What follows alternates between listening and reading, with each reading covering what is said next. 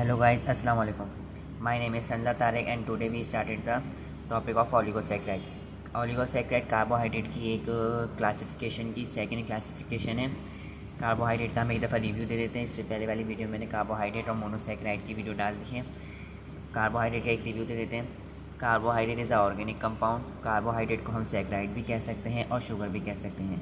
Carbohydrate के अंदर जो एलिमेंट्स होते हैं वो होते हैं कार्बन, हाइड्रोजन और ऑक्सीजन। कार्बन हाइड्रोजन और ऑक्सीजन के दरमियान जो रेशियो होता है वो 2:1 होता है, तो उसको कार्बोहाइड्रेट को हाइड्रेटेड कार्बन भी कहा जाता है। और कार्बोहाइड्रेट एक स्टोरेज सब्सटेंस है वो, और उसके अंदर वो हमारा स्ट्रक्चरल रोल भी प्रोवाइड करता है, हमें फंक्शनल रोल भी प्रोवाइड करता है। कार्बोहाइड्रेट में की जो क्लासिफिकेशन है वो है फर्स्ट मोनोसैकेराइड। मोनोसैकेराइड के बिना पर उसकी क्लासिफिकेशन की है। उसकी जो फर्स्ट है वो मोनोसैकेराइड, सेकंड है ऑलीसैकेराइड और थर्ड है पॉलीसैकेराइड। मोनोसैकेराइड एक सिंपल शुगर है। उसके अंदर सिर्फ एक ही सैकेराइड है, एक मोनो मतलब वन और सैकेराइड। तो मोनोसैकेराइड है वो जो कार्बोहाइड्रेट का एक यूनिट है, सिर्फ एक यूनिट। और उसमें मोनोसैकेराइड सिंपल शुगर है। उसका जो जनरल फॉर्मूला है वो है CnH2nOn।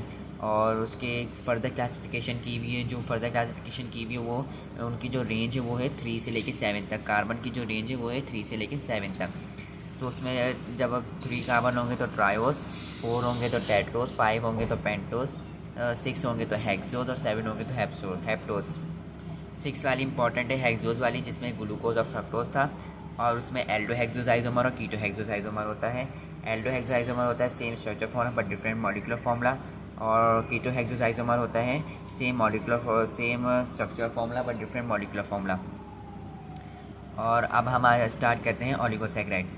ओलिगोसैकेराइड के जो लिखा हुआ है वो है they contain 2 to 10 molecules of monosaccharide. इसके अंदर 2 से लेके 10 तक मोनोसैकेराइड के मॉलिक्यूल्स हो सकते हैं। They can hydrolyse. मोनोसैकेराइड एक यूनिट है कार्बोहाइड्रेट का, तो ये जब ये 2 यूनिट होंगे तो उसको हम ओलिगोसैकेराइड कह सकते हैं। 3 यूनिट होंगे तो ओलिगोसैकेराइड। इसके अंदर 2 से लेके 10 तक मॉलिक्यूल्स हो सकते हैं मोनोसैकेराइड। और वो जो कार्बन की जो रेंज थी 3 से लेके 7 तक का मोनोसैकेराइड, वो कार्बन की रेंज थी। वो एक चेन में कार्बन की रेंज, एक कंपाउंड में कार्बन की रेंज थी, लेकिन ये मॉलिक्यूल्स हैं। तो इसको जब मोनोसैकेराइड के 2 से लेकर 10 तक मॉलिक्यूल्स होंगे तो हम उसको ओलिगोसैकेराइड कहते हैं। They can hydrolyse. इसके मायने क्या है कि ये हाइड्रोलाइज हो सकता है, और जबकि मोनोसैकेराइड हाइड्रोलाइज नहीं हो सकता क्योंकि वो एक ही यूनिट है, उसका मज़ीद नहीं तोड़ सकते। हाइड्रोलाइज जब हमारे पास ये 2 यूनिट होंगे, बाय कंडेंसेशन से ये 2 यूनिट जुड़े हुए होंगे, तो हम हाइड्रोलिसिस से उसके अंदर वाटर डाल के हम उसको तोड़ भी सकते हैं हाइड्रोलिसिस से। तो इसका मतलब ये हाइड्रोलाइज हो सकता है। The most common type is disaccharide having 2 molecules of monosaccharide. इसकी जो सबसे कॉमन टाइप है वो है डाइसैकेराइड, जिसके अंदर 2 मॉलिक्यूल होते हैं मोनोसैकेराइड के।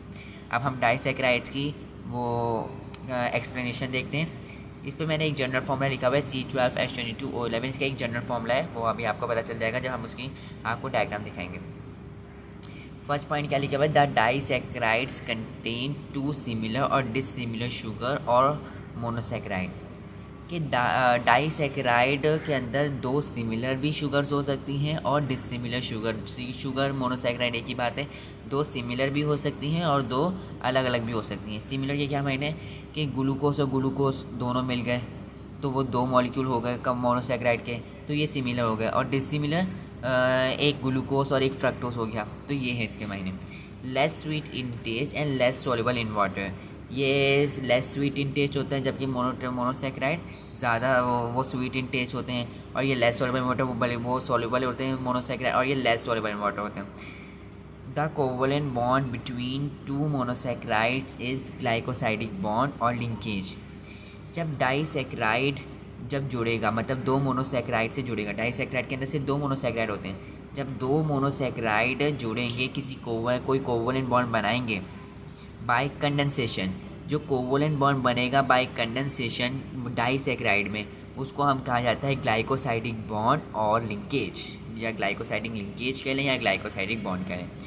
For example, sucrose is disaccharide composed of 2 sugar units, a glucose and a fructose. क्या लिखा हुआ है कि एक एग्जांपल दी हुई है कि सक्रोज एक डाइसैकेराइड है, ये सक्रोज एक डाइसैकेराइड है, वो जो मिलके बना है वो 2 शुगर यूनिट मतलब 2 मोनोसैकेराइड के यूनिट से मिलके बना हुआ है, ग्लूकोज और फ्रक्टोज। ग्लूकोज और फ्रक्टोज और मोनोसेक्राइड की टाइप में आता है, तो ये उन दोनों से मिलके बना हुआ है सक्रोज। अब ये जो कैसे बना हुआ है ये देखें, ये एक ग्लूकोज की चेन है। अब हम इसको कैसे पता लगाएं कि ये ग्लूकोज की चेन है? अब हम ये पता लगाते हैं, ये एक कार्बन है, मतलब एक कार्बन हो गया, एक इधर कार्बन होगा जिसने OH और H को जोड़ के रखा हुआ है, एक ये 2 कार्बन हो गए, एक ये कार्बन 3, एक यहाँ पे 4, एक ये 5 और एक ये 6 कार्बन है। तो क्या ये ग्लूकोज है? ग्लूकोज का फॉर्मूला है C6H12O6, C6H12O6। तो ग्लूकोज का फॉर्मूला ये है। तो इसमें 6 कार्बन हो गए। अब हम इसमें हाइड्रोजन देखते हैं, ये 2 हाइड्रोजन, 3, 4, 5, 6, 7, 8, 9, 10, 11, 12, ये हो गए 12। और अब हम O देखते हैं, 1, 2, 3, 4, 5, 6। तो वही फॉर्मूला बन गया C6H12O6। तो ये एक ग्लूकोज का रिंग है, ग्लूकोज की रिंग है, ग्लूकोज का वो मॉलिक्यूलर स्ट्रक्चर फॉर्मूला है। अब ये है फ्रक्टोज। अब ये फ्रक्टोज कैसा है? अब आप देखें कि ग्लूकोज अलग स्ट्रक्चर से बना हुआ है और फ्रक्टोज अलग स्ट्रक्चर से बना हुआ है, क्योंकि ये दोनों आइसोमेरिज्म है, आइसोमर्स हैं एक दूसरे के। आइसोमर्स वही होता है, स्ट्रक्चर मॉलिक्यूलर फॉर्मूला तो सेम होगा लेकिन स्ट्रक्चर फॉर्मूला अलग अलग होगा। अब इसका देखेंगे स्ट्रक्चर फॉर्मूला में कितना फ़र्क है, लेकिन मॉलिक्यूलर फॉर्मूला सेम ही है। C6 फ्रक्टोज का भी क्या फॉर्मूला है? C6H12O6। अब हम देखते हैं इसमें C6 हैं भी कि नहीं। एक तो ये देखें, एक ये कार्बन है जिसने एक H को यहाँ पे जोड़ा हुआ है, एक OH को यहाँ पे जोड़ा हुआ है। एक, ये 2, 3, 4, 5, 6, ये 6 कार्बन हो गए। अब हम देखते हैं H, 1, 2, 3, 4, 5, 6, 7, 8, 9, 10, 11, 12 हो गए। अब हम O देखते हैं, 1, 2, 3, 4, 5, 6, वही हो गए C6H12O6। दोनों के मॉलिक्यूलर फॉर्मूला सेम है लेकिन स्ट्रक्चर फॉर्मूला अलग अलग है। तो ये एक ग्लूकोज है, एक फ्रक्टोज है, जो मैंने आपको इधर एग्जांपल दी कि सक्रोज ग्लूकोज और फ्रक्टोज से मिलकर बना हुआ है। अब ये जब ये बनेगा, जो इसका रिएक्शन होगा, अब ये जो है ये कंडेंसेशन होगी, क्योंकि जब हम 2 मोनोमर को आपस में जोड़ते हैं तो वो कंडेंसेशन होती है उसमें, और कंडेंसेशन में H2O रिलीज, मतलब वाटर रिलीज़ हो जाता है। अब इसमें से वाटर कैसे रिलीज़ होगा? ये वाला जो OH है, ये वाला OH इस वाले H से जुड़ेगा और ये रिलीज़ हो जाएगा। ये OH H से जुड़ेगा, रिलीज़ होगा, क्या बनेगा? 2H और एक O, H2O। अब ये कैसे होगा ये देखते हैं।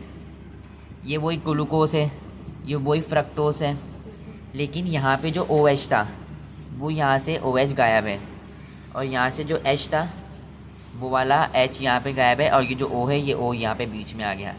तो इसमें जो बीच में बॉन्ड बना दोनों के दरमियान, उसको हम कहते हैं ग्लाइकोसाइडिक बॉन्ड। ये सक्रोज हो गया और ये H2O रिलीज़ हो गया। एंड लिखा हुआ है the disaccharide is either reducing और नॉन रिड्यूसिंग शुगर, कि डाइसैकेराइड रिड्यूसिंग भी हो सकता है और नॉन रिड्यूसिंग शुगर भी हो सकती है, दोनों हो सकते हैं। अभी जो रिड्यूसिंग शुगर है वो क्या लिखा हुआ है? The reducing sugar is any carbohydrate which is capable of being oxidised and causes the reduction of other substances without hydrolysis. It contain free aldehyde और free ketone group e g. Maltose lactose. Reducing sugar का क्या है कि reducing sugar वो होती है जो किसी भी कार्बोहाइड्रेट को, रिड्यूसिंग शुगर एक ऐसा कोई सा भी कार्बोहाइड्रेट है जो ऑक्सीडाइज हो सकता है और रिडक्शन हो सकती है, उसके अंदर ऑक्सीडाइज हो सकती है, वो रिडक्शन हो सकता है अदर सब्सटेंस के साथ विदाउट हाइड्रोलिसिस। विदाउट हाइड्रोलिसिस वो टूटेगा नहीं। जैसे अब ये दोनों कंडेंसेशन से जुड़े हैं तो ये अपने जो बीच में जो ग्लाइकोसाइडिक बॉन्ड बना है ये तोड़ेगा नहीं। विदाउट हाइड्रोलिसिस ये ऑक्सीडाइज हो जाएगा, रिडक्शन हो जाएगी इसके अंदर। ये क्यों होता है? क्योंकि इसके पास फ्री एल्डिहाइड होते हैं और फ्री कीटोन ग्रुप होते हैं। ये फ्री एल्डिहाइड किसी और को दे देगा, फ्री कीटोन ग्रुप इनका फ्री है तो ये किसी और को दे सकता है या ले सकता है, इसीलिए। और इनकी जो एग्जांपल है रिड्यूसिंग शुगर की, वो माल्टोज और लैक्टोज से मिलके, माल्टोज और लैक्टोज होती है।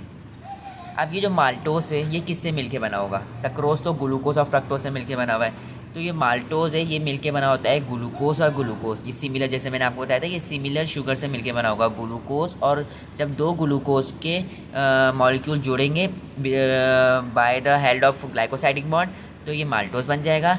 और ग्लूकोज और गैलेक्टोज जुड़ेगा तो लैक्टोज बनेगा। किससे? ग्लाइकोसाइडिक बॉन्ड से ही जुड़ेगा तो लैक्टोज बनेगा। And the non reducing sugar क्या होगा? जब नॉन रिड्यूसिंग शुगर क्या होगा, इसमें ये लोग ना ऑक्सीडाइज हो जाएंगे, ना ऑक्सीडाइज होंगे, ना रिड्यूस करेंगे अदर सब्सटेंसेस को। ये लिखा हुआ है the non reducing sugar are unable to be oxidise and do not reduce other substances. ना ये खुद ऑक्सीडाइज होंगे, ना किसी को और रिड्यूस करेंगे। It is due to the free aldehyde और free ketone groups are absent. इसमें जो फ्री एल्डिहाइड और फ्री कीटोन ग्रुप्स होते हैं ना, वो एब्सेंट होते हैं। इसमें फ्री एल्डिहाइड नहीं होते, वो जुड़े हुए होते हैं, ना फ्री नहीं होते कि हम किसी को दे दें, किसी से का शेयरिंग कर लें, वो नहीं, इसमें फ्री नहीं होते, ये एब्सेंट होते हैं इनके अंदर। और इसकी जो एग्जांपल है वो है सक्रोस, रैफिनोस एक्सेट्रा। अब इसके जो नॉन रिड्यूसिंग शुगर की जो सक्रोस है ना, इसकी इम्पोर्टेंस है कि सक्रोस ना उसमें होता है, हम प्लांट्स में होता है। तो प्लांट्स का जो फूड होता है ना, वो सक्रोस के फेस में ही होता है। रूट से उसमें लीव्स में जो जाता है वो सक्रोस से जाता है। अगर हम ये माल्टोस होता प्लांट्स के अंदर तो ये ऑक्सीडाइज हो जाता जब रूट से लेके हमारा लीव्स में, जब हमारा प्लांट्स के पास जो हमारा खाना जाता है प्लांट्स के पास, अगर वो माल्टोस की शक्ल में होता तो वो माल्टोस बीच में ऑक्सीडाइज हो जाता और किसी और के साथ रिडक्शन कर लेता, किसी और के साथ रिड्यूस हो जाता। तो माल्टोस बीच में बचता नहीं, तो लीव्स तक हमारा, तो वो जो हमें प्लांट्स को वो फूड प्रोवाइड करना है वो लीव्स तक जाता ही नहीं। इसीलिए जो सक्रोस है ये नॉन रिड्यूसिंग शुगर है। ना ये क्या नाम है ऑक्सीडाइज होगा, ना ये रिड्यूस होगा। जब ये रिड्यूस नहीं होगा, ना ऑक्सीडाइज, जब ये ऑक्सीडाइज नहीं होगा, तो ये आराम से जैसे ही ये इस शक्ल में है उसी शक्ल में लीव में पहुंच जाएगा और लीव्स को जो अपना खाना चाहिए था वो इसको सक्रोज की शक्ल में मिल जाता है। इसीलिए ये सक्रोज की इम्पोर्टेंस है। एंड एक और बात इसमें ये रह गई कि ये वाला जो ये इसमें जो ये दो सक्रोज जो है 2 शुगर यूनिट से मिलकर बना हुआ है, लेकिन ओलिगोसैकेराइड के अंदर कैपेसिटी कितनी होती है कि वो 10 मॉलिक्यूल्स ऑफ मोनोसैकेराइड से मिलके बन सकता है। तो वो जो 10 बनेंगे वो कैसे बनेंगे? अब ये तो 2 बने, ये भी ग्लाइकोसाइडिक बॉन्ड से बने।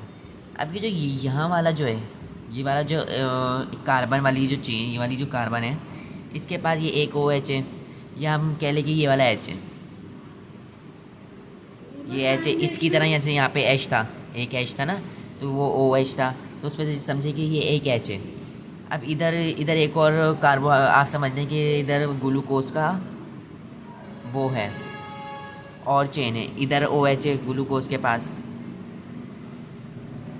तो ये और ये जुड़ेंगे, OH और H2O होगा और ये रिलीज़ हो जाएंगे, तो ये एक और इनके पास बॉन्ड बन जाएगा, वो भी क्या कहलाएगा? Glycosidic bond. इधर जो होगा कि इधर ये वाला OH और इधर जो हमारे पास ग्लूकोज या कोई भी फ्रक्टोज या गैलेक्टोज जो भी होगा, इधर जो ग्लूकोज फ्रक्टोज या गैलेक्टोज होगा उसके पास आप समझ लें कि यहाँ पे H है, एक कार्बन की वैलेंसी के पास। तो ये OH H के साथ जुड़ जाएगा, रिलीज़ होगा, H2O रिलीज़ होगा बाय हाइड्रोलिसिस, ये भी जुड़ जाएगा, हाइड्रोलिसिस से ये भी जुड़ जाएगा। तो इसी तरह ये एक कार्बन की वो इसमें जो लंबी चेन है, जो लॉन्ग चेन जो है 10 मॉलिक्यूल्स और मोनोसैकेराइड की जो लॉन्ग चेन है वो इससे ऐसी बनती जाएगी। OH यहाँ से, H वाले वहाँ से, फिर हम आगे जाएंगे उसमें OH होगा, उसमें H होगा, ऐसे ही उसमें रिलीज़ होता रहेगा और ग्लाइकोसाइडिक बॉन्ड इसमें भी जो बनेगा वो ग्लाइकोसाइडिक बॉन्ड ही बनेगा।